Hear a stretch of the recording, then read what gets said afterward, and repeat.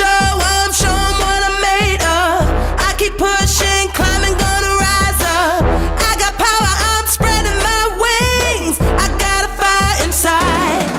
I'm a woman on top. WOMAN. Keep moving, don't stop. MOVIN.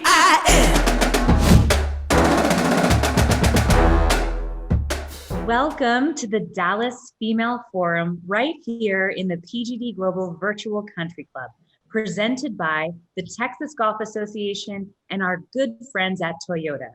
We are here for the drive, and this panel will dive into passion and purpose in and around the game of golf with our special guests. And I'd like to go around and introduce our special panelists. So first we have the lovely Stacy Dennis, who really has helped us put this all together, our executive director of the Texas Golf Association. Welcome, Stacy Dennis. Thank you. It's an absolute pleasure to be here. Lovely. And thank you again. And next we have Marvol Barnard, National President of LPGA Professionals. Welcome, Marvol. Thank you. Very nice to be here. Very nice to see you. We have Shelia Finney, the GCSAA Senior Director of Member Programs. And I can't wait to hear more about all the things that you do, Shelia. Glad to be here. Thank you for inviting me. Yes, absolutely. We have Kelly Gilley, PGA of America, PGA Career Consultant in Texas. Hi, Kelly. Hi, thank you so much for having me. Yes. And last but not least, we have our male support system. We have Dr. Gary Grandison, women's head golf coach at Texas Southern University. Hello, greetings. Yes, greetings. And whenever we have full hardy panels, I always love to learn the different lines of connectivity. It seems as though you all are connected in various different ways, which is great. That's what the golf community is all about. So I want to start off just so that everybody can get a little feel for each one of you in your day-to-day kind of activities. How did you get into golf, and what drove you to stay committed to the game and get you into your positions today? Stacy, why don't we start with you? You know, I started playing golf in high school, and not because I had necessarily a deep early love of golf, but I was in marching band and I really hated that. And so when I got out of band, I needed to get into some kind of athletic or PE credit. My dad was a golfer and I started playing golf. I played with 5 of my best girlfriends. We all joined the team together. And so it was easy to go to the golf course and play and practice. That's kind of all we ever wanted to do.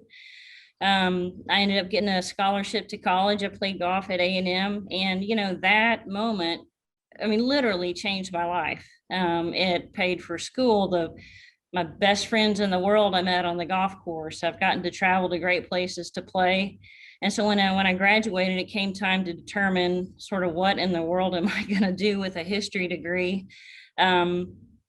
I just stayed in golf. I started working at a golf course in the summers, and then I did whatever was the next opportunity and the next opportunity. And I eventually managed the Muni course where I grew up. And so I was in club management for 20 plus years. And then when I had an opportunity to volunteer and give back to the game on the board of the Women's Golf Association in Texas, I did that. And then the Women's Golf Association merged with the state association.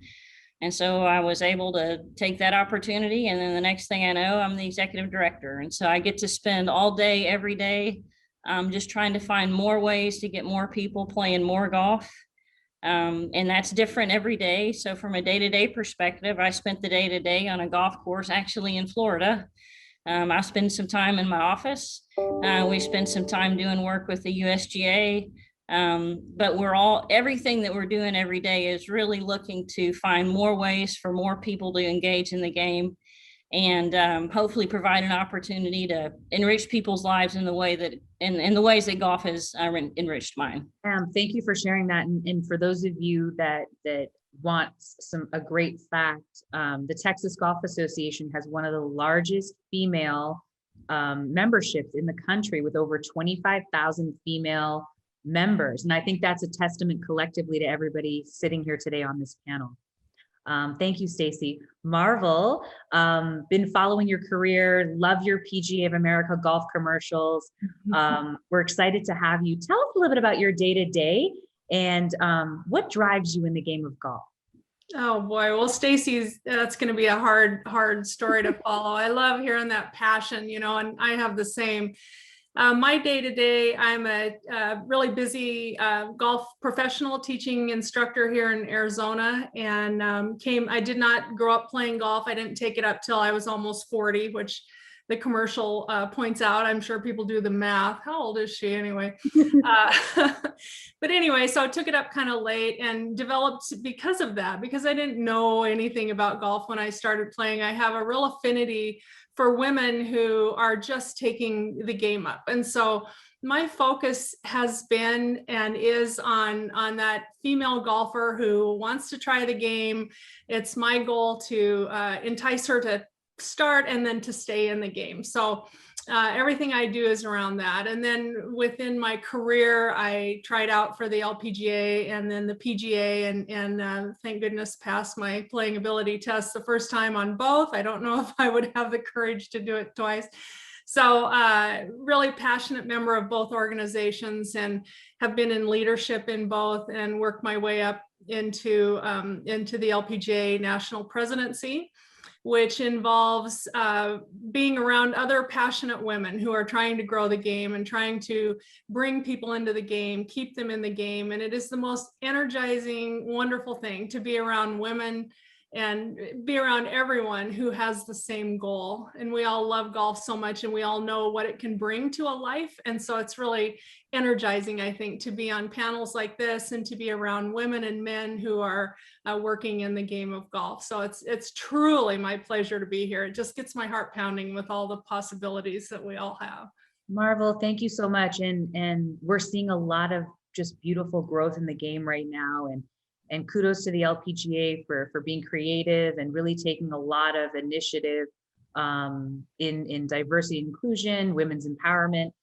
We got a lot of promise and a bright future ahead. Shelia, why don't you share with us a little bit about your day-to-day and what drives you? So I came to the golf course industry quite a bit different than I think anybody else on this panel. I play, but I am horrible. I actually come from the side of maintaining the golf course. So I was a golf course superintendent in Tennessee for 25 years. And when I got my first job on a golf course, I had never been on a golf course before. I didn't know they existed. I got a job as a landscaper, and luckily the golf course that I was working for couldn't afford a full-time landscaper. So I did greenskeeper work in the morning, and I fell in love with maintaining the golf course.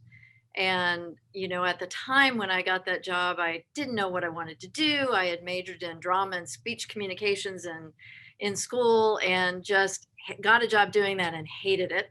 So I was hopping from job to job to job and landed on a golf course. And it just, you know, it fed my soul being out there on the golf course and getting it ready for play and learning how to, besides just being green grass, how to make it a fine playing surface for the game.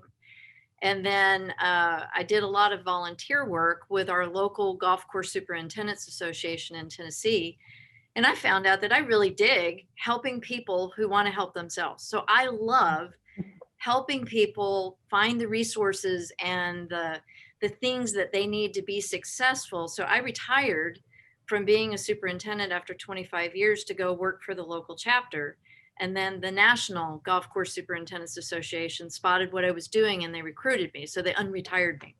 And I moved to Lawrence, Kansas, and I've been here for 5 years now. And I get to travel around and talk to superintendent groups and students and young people and talk to them about the game and the industry. And I just got back, I was telling these ladies, I just got back from the Women's US Open, and I got to be a part of a team of female volunteers that were preparing the golf course for play. Wow. And then in the middle of the day when they weren't out on the course, we did education for those female superintendents and assistants. And there was a university professor that was a turfgrass professor. So I got to be in that group of highly engaged, wonderful women. And it was just a fantastic experience. And again, it reaffirmed that I really dig helping people help themselves and make their goals. So that's how I came to the golf industry. That I would love to job shadow you and see how you decorate and all your floral plans. Probably take that home as well. Thank you so much, Shelia. And Kelly Gilley, please do share what drives you. Sure. Thinking about what Marvol just shared, and I'm really intrigued at your story, Marvol, and how you started playing later in life. My story is somewhat much more traditional in that I'm the daughter of a PGA professional. I have a brother that's a PGA professional. So I grew up as the child of a PGA pro at a local 9-hole private club in South Georgia. And, I don't think I've ever met anybody who loves the game of golf more than my dad. He's 81 years old now and has been, officially retired for a few years now, but still teaches some juniors because he's just connected with them and loves them. And, they're on their road to getting college scholarships. And he just doesn't ever seem to want to give that up. It keeps him going every single day. But I think when you have that passion, it is just so contagious to the people around you that see you and see that shine through you every single day. And so while, I went to college and played collegiate golf at Florida State and stayed and got my master's, and I tried to play for a couple of years and then decided, I don't think that's really the path for me. I should find a way to really earn a living. So getting out of the golf space for me just was never truly something I ever considered. It's the people that you meet in the game, whether you're playing, whether you're serving others, like all of these people are doing every single day. It's just, it's not like a true job. It is a passion.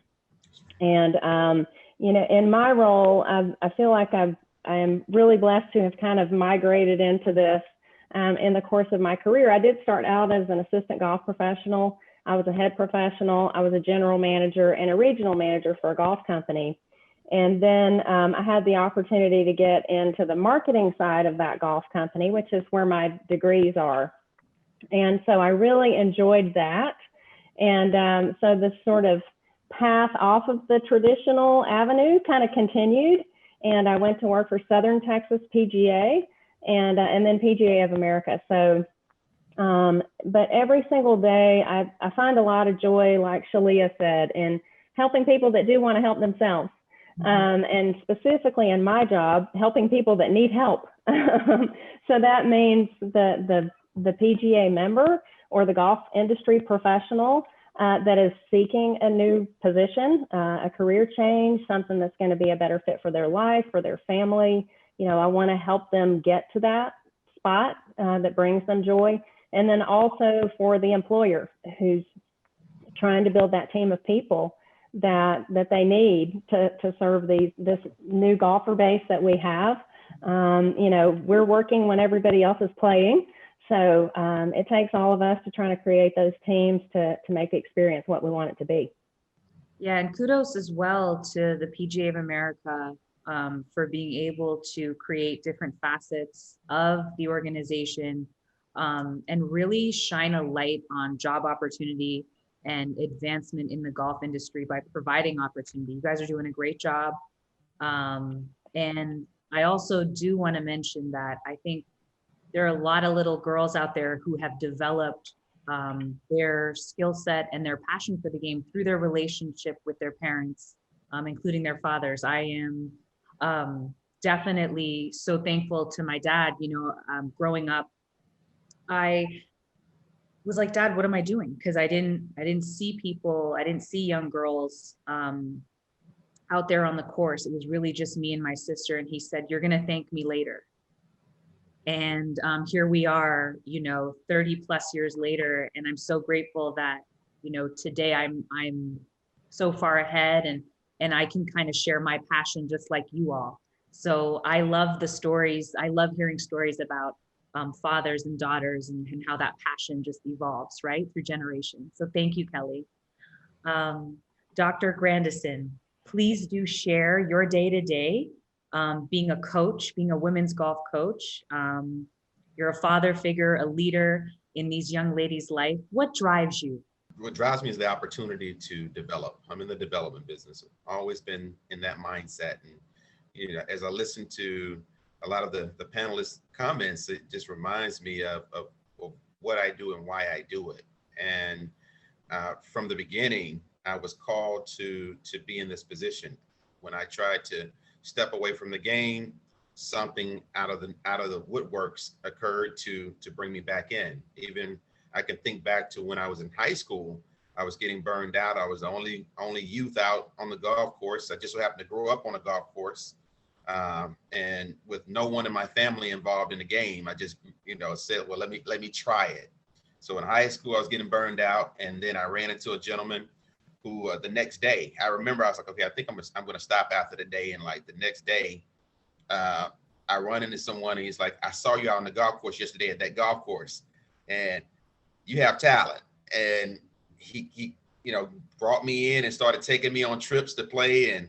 And next thing you know, I end up getting to college playing golf. And then I started getting burned out again on playing college golf. And I completed a sophomore project on pretty much completing a resume that night at the business center, because we didn't have Wi-Fi and all of that back then. And so I was in the business, I completed my resume, and I had this eerie feeling. And I said, okay, let me put my resume in my golf bag. You never know who you meet in the golf course. So the next morning, in the first or second round, I don't remember which round, but there's this man in the business who's sitting on the first tee. And before I tee off, I started talking to him, and he said, there's this internship program with the PGA Tour. Are you interested? I said, that sounds great. He said, send me your resume. And it shocked me. And I said, actually, I have my resume with me. He kind of jumped. He was like, what? I said, yes. And I reached down in my golf bag. It was still crisp, resume paper, handed it to him. And he looked at it, and he was astonished. And so we connected, and his name was Lou Horn. And Lou Horn eventually became the, I guess, a board member for the LPGA Foundation and many other organizations through golf. And I ended up, earning that PGA Tour internship, and it just changed my trajectory. And the more and more I tried to get away from the game, I was assistant GM at a golf course years later. And after that stint, I said, I'm through with golf. And about 5 or 6 years later, I was a professor by then, teaching in the business school. And AD calls me in because he's a good friend of mine. He said, I know your background, Gary. I need your help. So I started coaching, and the program took off. And so I tried to get away from the game. And then even a couple of years ago, I left my previous school, and I wasn't expecting that. And I was about to get away from the game, and next thing you know, I get a call. So I'm now in Texas. So it's just amazing, at Texas Southern University. So I try to get away from this game. So it's, but I recognize now I was called to do this. What I've learned, I've always, again, been in the development business. So what's more important for me is what my student athletes do after graduation. I tell them that all the time. That's where I evaluate my performance, is what position are you in when you graduate? And so, I have a lot of players, men and women players, that are doing great things. For a team with my budget from the previous school to have a player playing a PGA Tour event, or being ranked -- in the country, which is an anomaly, but they can never take it away from us. Yeah. A team. My travel budget was as low as $13,000 a year, and so to have a team that was ranked #1 in the country was. Got some miles on that bus, don't you? Right. And so I'm excited about the opportunity. I'm really excited about the opportunity where I am.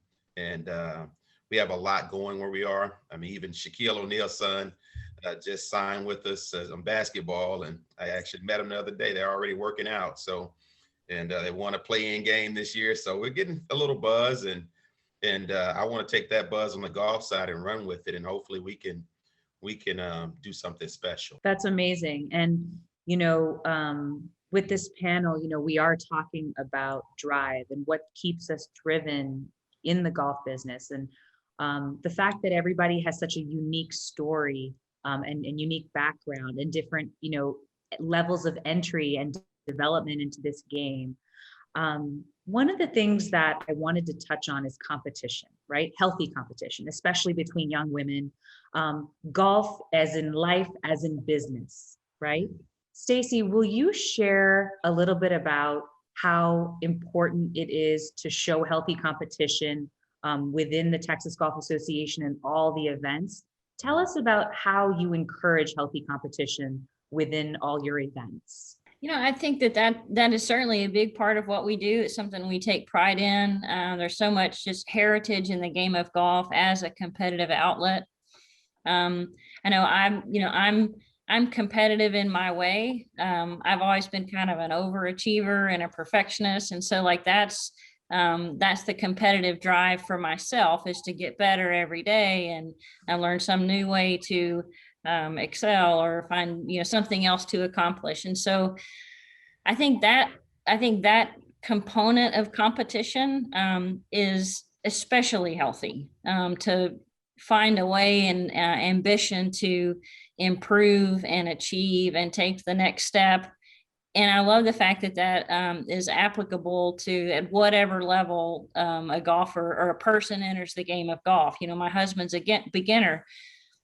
He's not super ambitious, not a great example, but I think that's also fine. Like, I think that's, there's a bunch of different ways to be a golfer, but, someone who's, the first, I think I still have in my scrapbook the scorecard from the first time that I broke 50 on 9 holes. So that was compelling to me. So I think that kind of competitiveness to get better and aspire to something, whatever the next thing is healthy just personally. And I think it's good for women in business. I think it's good for women interacting in their social networks or being involved in their community to look for ways to improve their own situation, improve the world around them, improve the game of golf. And I love that that's one of the things that, a kind of a competitive look at golf can show us. Absolutely. I think one of the things that I just pulled from what you just said is that individual growth, right? Individual achievements. And then from a business standpoint, that can help you, but it can also help you with camaraderie and really helping those women and just colleagues around you. Marvol, I know you started, as you said, at the age of 40. One of the biggest gaps that we do have in golf are women ages 23 to 49. So you kind of started right in the middle. How was that experience for you? And, if you were to share with other women your journey through, entering the game, what are some things that you could tell some of the women listening to make it easier for them to enter the game, even if it is at a later age?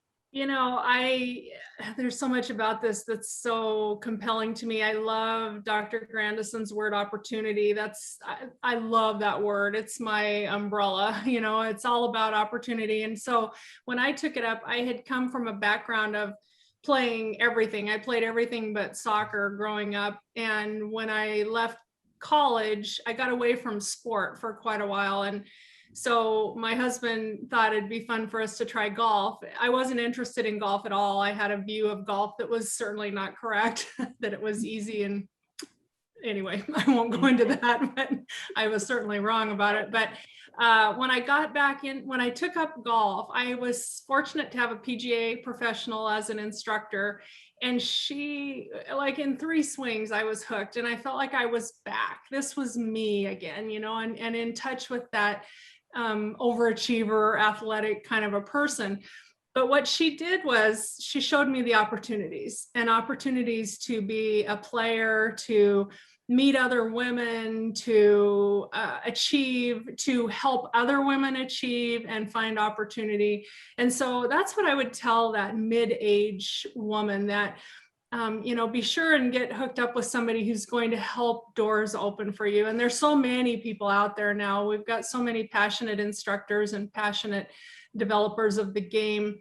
But if you get connected with somebody who will open doors for you and show you that golf is not scary, that it is full of opportunity, to take advantage of that, get to know the people at the facility. They want you there. The doors are open for you and for anything you want to do. So that's the thing I would tell a woman who's maybe intimidated about going out or doesn't feel she has the time. Facilities are going to make it available to you however it works for you. There's so many people developing games and developing learning sessions that don't take all day and don't take forever. And so they're willing to work with you. The whole golf industry right now is saying, come on in. And that's what I would say. Walk through that door. Amazing. I would completely agree. There's so much opportunity and so much connectivity, and also a lot of unexpected beauty. And with Shelia, obviously making sure that the golf course is beautiful, we are able to be outside instead of, oh, meet me here for a drink. Why don't we meet at the club? Maybe even for 3 holes or 6 holes. We can kind of make up our own rules, right? Shelia, tell me a little bit about the competitive spirit in your job, and are you seeing an increase in female participation within your specific portion of the industry? Yeah, so I have to say, one of the things that attracted me to the superintendent's profession is that it is a fraternity and everyone helps each other. We're technically in competition, right? We want to have the best course conditions to get the golfers to come to our place, but we also never not help a fellow superintendent. We are always there for each other. And I heard this term lately. It's like, when you climb the ladder, don't pull the ladder up behind you. Leave the ladder down so that you can help other people up it, and then extend it above you to help mentor people up above you. And I think that that is one of the things about the golf course industry maintenance side that always attracted me. And as far as women in this side, no, there's not a lot. I can tell you, out of the 18,000 plus members of our association, we have 336 female members. So it is a very small percentage, but I have been seeing that grow over the few years that I've been here. And I think, really honestly, young women don't think about the golf course maintenance side of the industry as a profession because they just don't know. They don't know that it's an opportunity. They don't know. We're at home, like making sure our gardens are amazing. Yeah, but they don't think about somebody's taking care of that golf course and making it happen.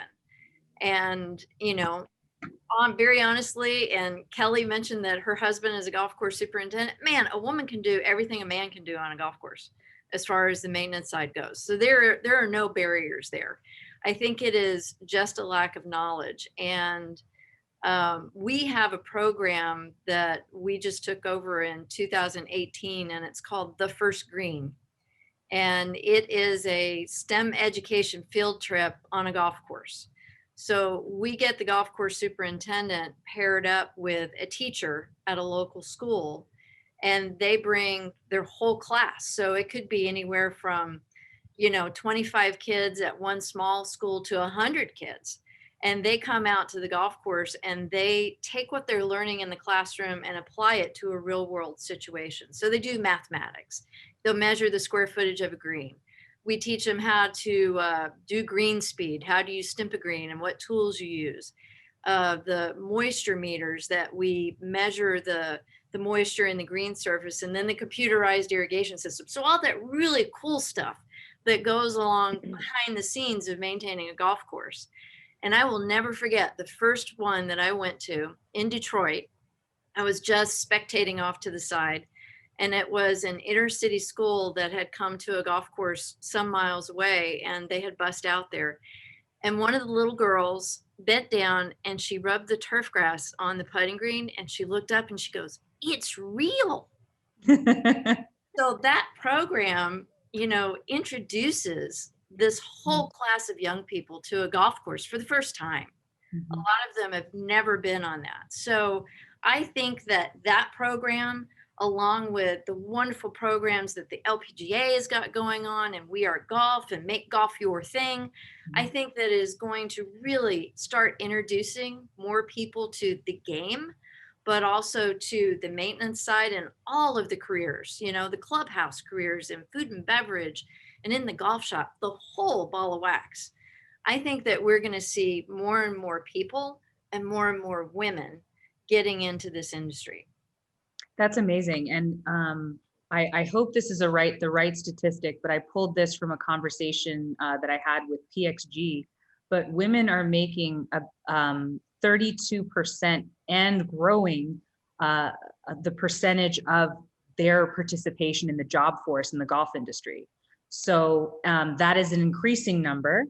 And I know that Kelly, with the PGA of America, one of the biggest pushes right now is really exposing young people to the job opportunities within the golf space. Can you share a little bit about that with some of the programs like PGA Works and so on how you guys are really communicating to young people that there is life into golf, after you you play golf on your golf scholarship, or after you finish competing as a junior? How do you, how are you involved in that piece? Well, there are a wide variety of efforts aimed right now at increasing that awareness that Shelia was talking about. So we want to make sure that, obviously the groups that at first sight make sense to reach out to are those who already play the game. So our junior golfers, starting with them at a younger age and making sure that they understand the opportunities that are available to them after high school with the professional golf management universities, or maybe they go on to play college golf, but they're not going to play professional golf. You don't ever have to really leave the game. Look at all of us, right? As Gary said, he tried to get away from the game, and you just don't. It brings you back. But those groups, are obvious and make sense to us because they already are involved in the game and they love the game. So we want to keep them in the game and make sure that they understand that, maybe their area might be, finance or accounting or who knows what it may be. There's still a spot for you in the golf industry. All of those functions take place somewhere in the golf industry every single day. Of course, selfishly, I'd love for them to become a PGA professional, or like Marvol, an LPGA and PGA professional, right? But, at the same time, we want them in the industry. There's a spot for them. If you love the game of golf and you like to serve others, that's all you need. So I think that's big. The PGA Works internships, I think, are going a long way in introducing people who maybe don't have as much golf background to what really is out there. And, it's something that the PGA of America is very excited about. And I think that's another opportunity to just kind of continue to expand awareness of what the industry can be for people. No, that's perfect. And that's kind of what this is all about, right? Is we want to, and especially women that may have never picked up a club, to women that typically know another woman that has played the game, or, are interested, but maybe are intimidated. We're all about trying to break down those barriers. Dr. Grandison, what I would love to know from you is with your team, how are you communicating to these young women that there's life after collegiate golf, especially with all your ups and downs, and okay, I'm going to leave, and it keeps pulling you back in like a magnet, listening to Shelia, Kelly, Marvol, Stacy, knowing that there's all this opportunity and connectivity, just like, the game provided for you. How are you pushing your young ladies to continue on with the game, if at all? Yeah. Oh, yes. It's very important that I communicate. I communicate their need to have an outlet. As you mentioned, when they reach the middle ages, 23 to 40, they tend to fall off in terms of participation. that's something that we have to address. So I tell my girls that it's a huge opportunity for you to stay in the game. If you don't turn professional, had a couple. If you don't turn professional, I was like, there's so many opportunities. Just being a female golfer gives you an advantage out in the marketplace. And I make sure that they put their golf accolades in the resume at the top. In fact, I tell them to think outside the box, have a text box, upper right hand corner. I want a text box. I want to see, most of them usually have some type of golf accolades. You need to have at the very top that you're a female golfer, and on the resume, because I want them to. It helps. Yes. People just scan resumes. So hey, this text box helps bring attention to their accolades. And I think it's also important that I explain to them that in life, golf is one of those sports that, of course, you can play when you're older, but you want to be an example for the next generation. So if you're still playing, and then I show them, like Lejean Gould does an amazing job. Women's in Golf Foundation. Mm-hmm. Yes, she does an amazing job with tying these young ladies into the golf industry and, opportunities outside of golf, especially from a corporate space, because she was a corporate person that was exposed to the game, and she explains to them those opportunities. She brings other people in to do the same. So Lejean does an amazing job with the girls that participate in her event to explain the importance of to help reinforce what I try and explain to them. And so it's just that's what I try to do. I try to explain to them the opportunities after graduation. There's so many individual values that the game of golf can bring a human being. When you're walking around the course, when you're smelling the fresh air, when you're making sure you don't walk too far in front because you don't want to be a distraction to your competitors' line, all those thoughtful gestures, golf gives you that. And it gives it to you at such a young age. And it's almost, you can't put a pulse on it when you're so young. And then on top of that, golf's frustrating, right? So you're working on your attitude, you're working on just your mentality of just being an overall thoughtful, good person. And those are things that when you do take it into corporate America, or if you're already in corporate America and you figure it out later, it's okay, right? But Dr. Grandison, I think, all the young up and coming junior athletes, Stace, that you're working with, I think the collegiate athletes that do have the opportunity to take the next step in playing professional, although we do understand that a barrier there is that it is expensive, right? So it's important to understand how to build these relationships at a young age so that you do know that, okay, I've got to build relationships because I've got to raise money. As you are, golf is an individual sport, so you are an individual business if you're going to start to take the professional steps. But at the same time, those same values can help you as you move forward. And so all the women watching really need to know how valuable the game is, even if when you first start out, you can't really put your pulse on it, right? And I think in different ways, you all have shown that, you all preach that. I wanna leave off with one question. We're gonna go around and Stacy, we'll start with you. Tell me one piece of advice that you would give a young woman who may be thinking about leaving the game, or maybe thinking that it's too hard or it doesn't belong to her. Why is it important that she stay in the game? And, share with me, what you would tell her. Golf is better the more of us there are in it. I think the game is larger than the Texas Golf Association, larger than the state of Texas, larger than the US. It's a global game.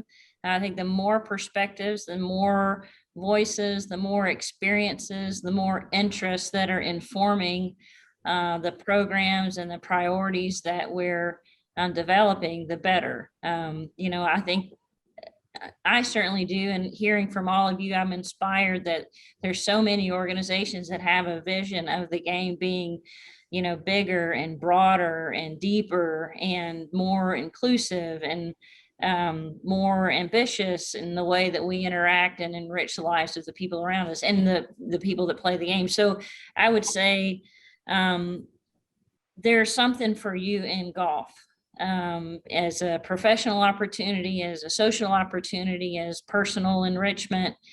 And so the game of golf is going to be better with her in it.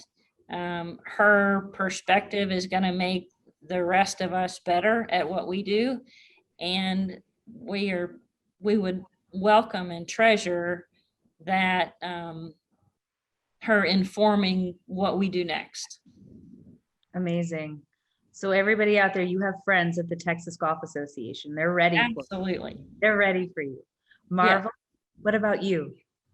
Yeah, I would say to that young lady, don't be satisfied with what you see right now. Come in with something new. I'm connected with the local high school girls team, and they've never had any support, never had any, no money, no nothing. And so it's a long story how that all got started. But what's happened there is there's been connections made within the community.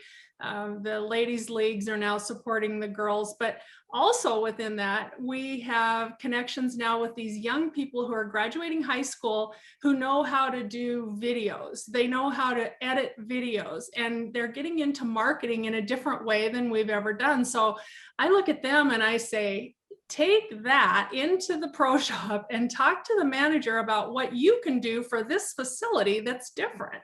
So come in with new ideas and fresh ideas, and you help take us forward. Don't be satisfied with what you see right now, because you can help change it. That's amazing. I love that. We are seeing such a big growth from a social perspective, which is why hashtag Make Golf Your Thing is on the up and up, right? So thank you for that, Marvol. Shelia, now you have a special approach into the game because it was uncanny and unexpected. So what's some advice that you would give young women out there who want to pick up the game? Well, I would say to any young woman that you are the one that creates your own roadblocks. So as long as you believe that you can, and don't let anything stop you. And as far as if they're thinking about coming to work on the golf course maintenance side, there is nothing better than a golf course at sunrise. It is a magical place. And the job of a golf course superintendent is so wonderfully variable. I mean, you're doing something different all the time. It is never boring. It is always challenging, and you can always make it better. So if you are somebody who gets bored easily, this is a job for you, because you can make it as challenging as you want it to be.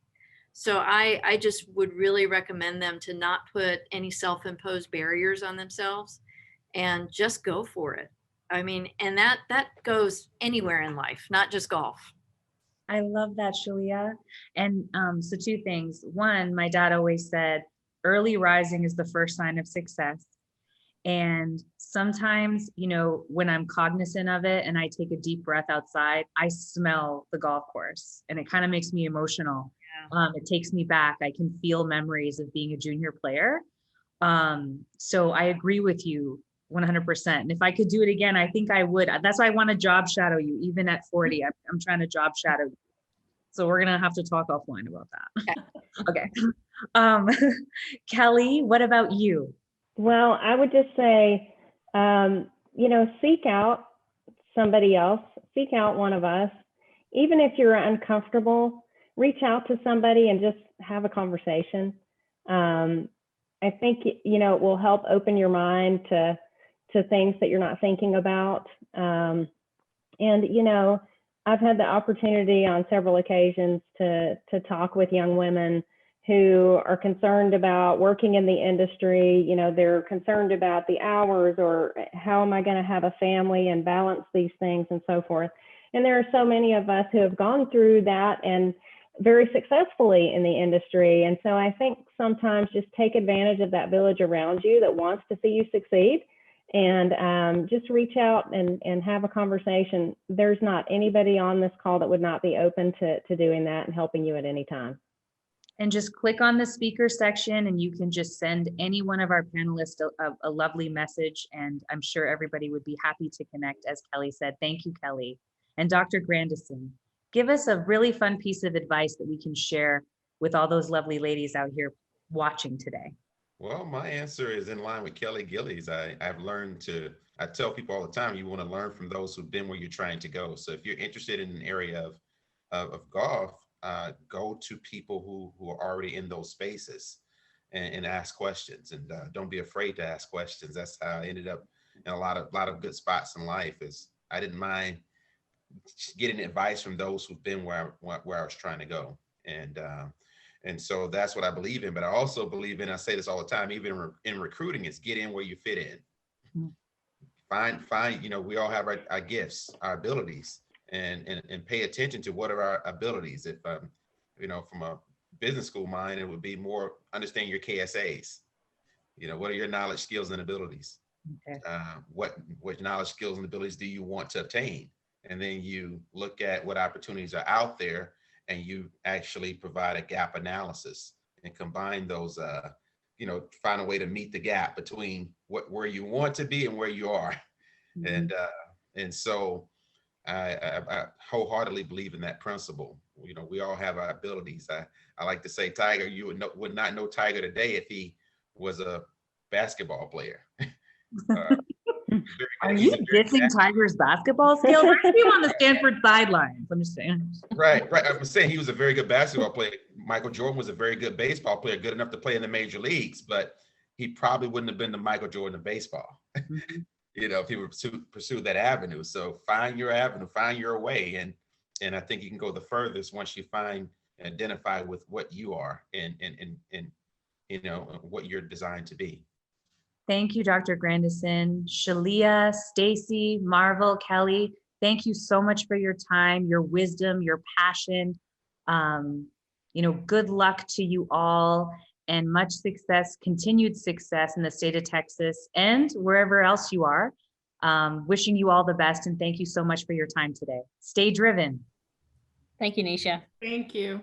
Nisha. Thank you so much. Thank you, ladies and gentlemen. Bye. Move it, take it up, get it, light it up.